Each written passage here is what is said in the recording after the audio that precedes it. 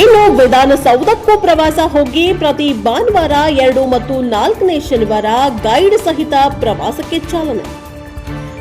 ವೀಕ್ಷಕರೇ, ವಿಶ್ವದ ಸುಂದರ ಕಟ್ಟಡಗಳಲ್ಲಿ ಒಂದಾದ ಕರ್ನಾಟಕದ ಶಕ್ತಿ ಕೇಂದ್ರ ಅಂತ ನಾವೇನ್ ಹೇಳ್ತೀವಿ, ಅದು ವಿಧಾನಸೌಧಕ್ಕೆ ಪ್ರವಾಸಕ್ಕೆ ಭಾನುವಾರ ಚಾಲನೆ ದೊರೆತಿದೆ. ವಿಧಾನಸೌಧ ಮಾರ್ಗದರ್ಶಿ ನಡಿಗೆ ಪ್ರವಾಸದಡಿ ಪ್ರತಿ ಭಾನುವಾರ 2 ಮತ್ತು 4ನೇ ಶನಿವಾರಗಳಂದು ಪ್ರವಾಸಿ ಮಾರ್ಗದರ್ಶಿಗಳ ಜೊತೆ ಸುತ್ತಾಡಿ ಕಟ್ಟಡದ ಇತಿಹಾಸವನ್ನ ತಿಳಿದುಕೊಳ್ಳಲು ಸರ್ಕಾರ ಭರ್ಜರಿ ಅವಕಾಶವನ್ನ ಕಲ್ಪಿಸಿದೆ. ಜೂನ್ 1ರ ಭಾನುವಾರದಿಂದ ಸಾರ್ವಜನಿಕರಿಗೆ ಈ ಪ್ರವಾಸ ಅಧಿಕೃತವಾಗಿ ಆರಂಭವಾಗಲಿದೆ. ಇನ್ನು ನಾಡಿನ ಶಕ್ತಿ ಕೇಂದ್ರ ವಿಧಾನಸೌಧದ ಇನ್ನು ಮುಂದೆ ಜೂನ್ 1ರಿಂದ ಪ್ರವಾಸಿ ತಾಣವಾಗಿ ಸಾರ್ವಜನಿಕರ ವೀಕ್ಷಣೆಗೆ ಮುಕ್ತಗೊಳ್ಳಲಿದೆ. ಎಲ್ಲ ಭಾನುವಾರ 2 ಮತ್ತು 4ನೇ ಶನಿವಾರ ಜನ ಈ ಶಕ್ತಿ ಸೌಧವನ್ನ ವೀಕ್ಷಿಸಬಹುದು. ತನ್ಮೂಲಕ ಇಲ್ಲಿಯವರೆಗೆ ಕೇವಲ ಆಡಳಿತ ಕಾರ್ಯಗಳಿಗಷ್ಟೇ ಸೀಮಿತವಾಗಿದ್ದ ವಿಧಾನಸೌಧ ಇನ್ನು ಮುಂದೆ ಪ್ರವಾಸಿ ಪ್ರೇಕ್ಷಣೀಯ ಸ್ಥಳಗಳ ಸಾಲಿಗೆ ಸೇರ್ಪಡೆಯಾಗಲಿದೆ.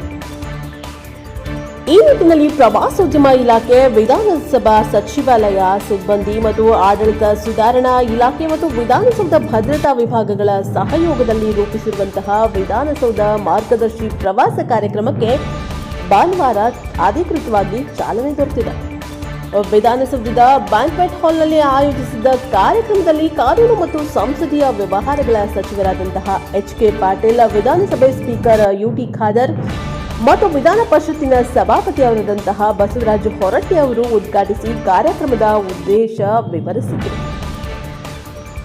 ಹಾಗಾದ್ರೆ ಈ ವಿಧಾನಸೌಧದ ಪ್ರವಾಸ ಹೇಗಿರಲಿದೆ?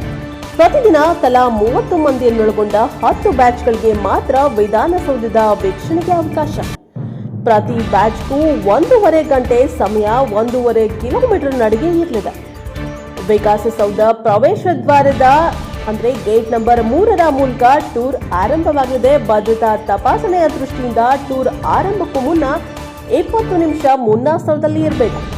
ವಿಧಾನಸೌಧದ ಫೌಂಡೇಶನ್ ಸ್ಟೋನ್, ವಿಧಾನಸೌಧ ಆವರಣದಲ್ಲಿರುವ ತಾಯಿ ಭುವನೇಶ್ವರಿ ಪ್ರತಿಮೆ ಹಾಗೂ ಮಹಾತ್ಮ ಗಾಂಧಿ, ಡಾಕ್ಟರ್ ಅಂಬೇಡ್ಕರ್, ನೆಹರು, ಬಸವಣ್ಣ, ಬೆಂಗಳೂರು ನಿರ್ಮಾತೃ ಕೆಂಪೇಗೌಡರ ಪ್ರತಿಮೆ ಸೇರಿ ಇನ್ನಿತರ ಮಹಿಳೆಯರು, ಗಣ್ಯರ ಪ್ರತಿಮೆಗಳ ವೀಕ್ಷಣೆ, ನಂತರ ವಿಧಾನಸೌಧದ ಎಲ್ಲಾ ಮಹಡಿಗಳ ಕಾರಿಡಾರ್ಗಳ ವೀಕ್ಷಣೆ, ಮುಖ್ಯಮಂತ್ರಿಗಳು, ಸ್ಪೀಕರ್, ಸಭಾಪತಿ, ಸಚಿವರ ಕೊಠಡಿಗಳು, ಸಂಪುಟ ಸಭೆ ಕೊಠಡಿ, ವಿಧಾನಸಭೆ, ವಿಧಾನ ಪರಿಷತ್ ಸಭಾಂಗಣ, ಹೀಗೆ ಇಡೀ ಶಕ್ತಿ ಸೌಧ ವೀಕ್ಷಿಸಬಹುದು.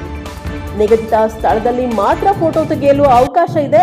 ಆರಂಭದಲ್ಲಿ 10 ಗೈಡ್ಗಳನ್ನ ಪ್ರವಾಸಿಗರ ಅನುಕೂಲಕ್ಕಾಗಿ ನೇಮಿಸಲಾಗಿದೆ.